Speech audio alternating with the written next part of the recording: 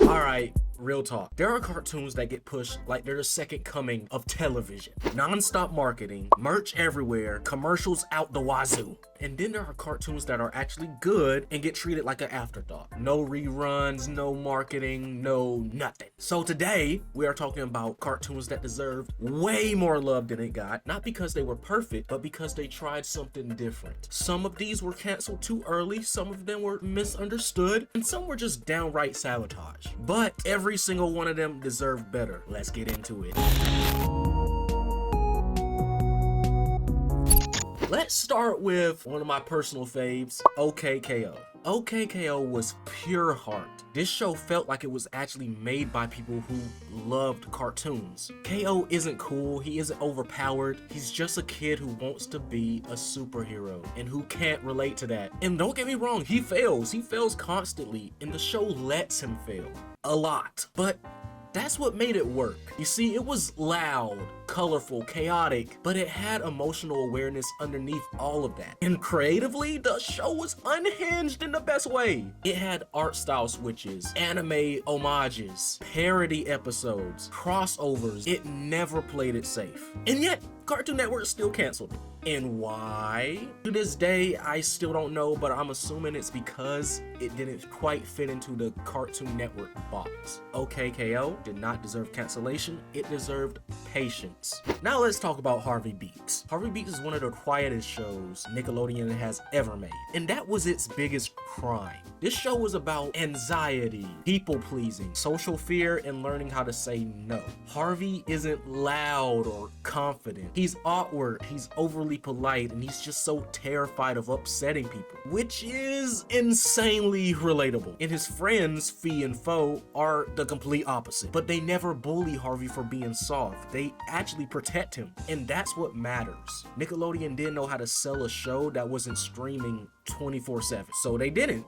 They canceled it. Harvey Beaks wasn't boring, it was gentle. And it seems like gentle didn't really survive corporate attention spans. Now, Motorcity. This one hurts, guys. This one hurts the soul.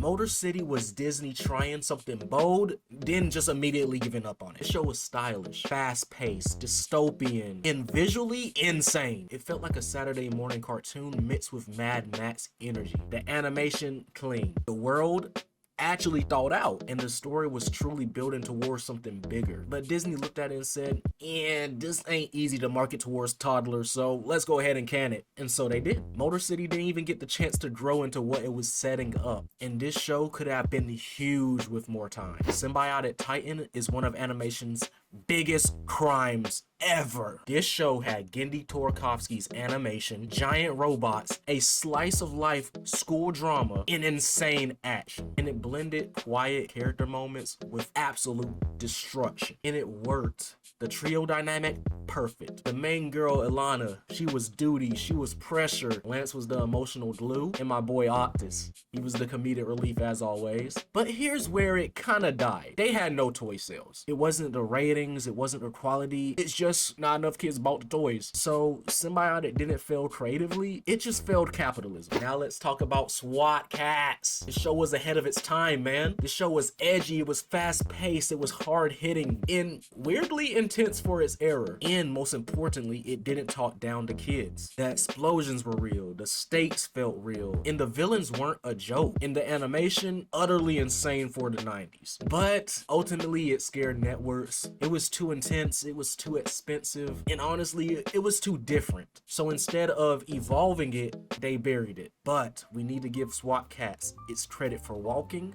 so that other cartoons can run. So that means it's time to give SWAT Kats their flowers. Come on now. Oh my, Slugterra. Slugterra was one of those shows that people just wrote off so fast for no reason. On paper, I admit it sounds ridiculous. Slugs that turn into weapons, and it doesn't really make sense. But once you actually watch it, it's about responsibility, legacy, and power without corruption. The world building was deep, the rules were consistent, and the show actually respected respected continuity. Listen, it wasn't a joke, it just looked like one. And because of that, it never got taken seriously. Slugterra really deserves a lot more credit than we give it for just how strong the narrative was. And for that mobile game was so good, I was playing that shit every day, man. Next up, the Ghost and Molly McGee. This one stung really bad. The Ghost and Molly McGee was Disney animation at its most authentic. Stratch starts as a miserable ghost who just feeds on sadness, while on the other hand, Molly is a more hopeful character. Throughout the story, she learns that life is not easy, but that's the point. She learns not to let that get her down.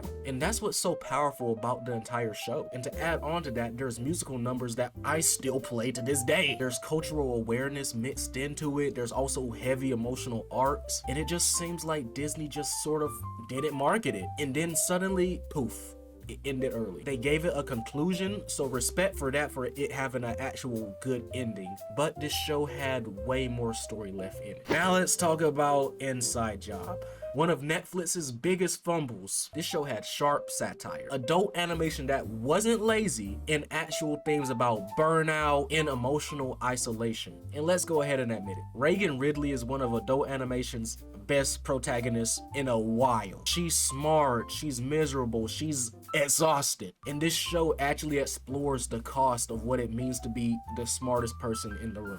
But Netflix canceled it anyway, despite the good reception and despite the momentum. Inside Job wasn't canceled because of quality, it was canceled because it wasn't Big Mouth. And finally, one of my favorite shows of all time growing up, the Looney Tunes Show. This show got hated when it dropped. I mean, oh my god. People said it ruined Looney Tunes, that they taught too much, that it was too sitcom-y. And then years passed and people realized, oh wait, this show is actually pretty funny. But bro, I was there for it as a kid. I knew it was funny. Before all of you motherfuckers, I was the main guy. I was the biggest fan. I was him. I'm the one that kept Looney Tunes up by its bootstraps. I was the main one watching it. Anyways, the writing was sharp. The characters had depth to them. And Bugs and Daffy felt like actual characters instead of just punchlines. It wasn't a classic Looney Tunes that we all know and love, but it never tried to be. It was modern, it was weird, it was self-aware, and it deserved way more respect than it got. So overall,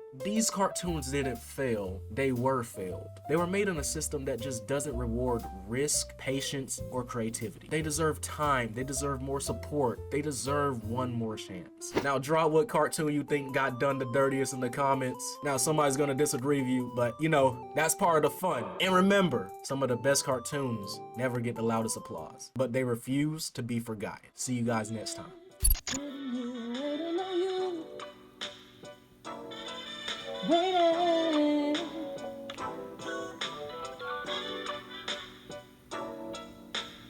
I've been sitting here waiting on you, baby.